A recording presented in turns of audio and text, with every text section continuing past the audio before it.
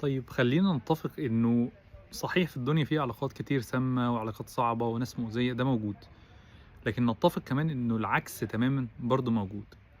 طيب إيه اللي يطمّنِك؟ اللي يطمّنِك حاجة عملية، إن أنتِ تقعدي كده ورقة وقلم وتشوفي هو أنا إيه اللي دخّلني في العلاقات دي، لإنه حتى لو أنا دخلت في علاقة هيبقى السؤال هنا إيه اللي خلّاني أكمّل فيها؟ فالتأثير النفسي اللي بيحصل لي أكيد أنا كان جزء منه بإيدي باختياري، اخترت إن أنا أكمّل، قد يكون كان عدم وعي ساعتها، قد يكون سوء اختيار، فجزء منها أنا أقدر أمنعه لو عملت حاجة مهمة أوي، وإن أنا وقفت وشُفت إيه اللي خلّاني أخُش في العلاقة دي، وأشوف اتعلّمت إيه من العلاقة دي. لو لقيت هذه الأسباب وبقيت واعي بده، ده يضمن لي إن شاء الله المرّة الجاية قد يكون نصيبي أقابل حد مش مناسب، بس ما تتحولش علاقة مؤذية، لإن أنا من الأول هاقول لأ وأمشي.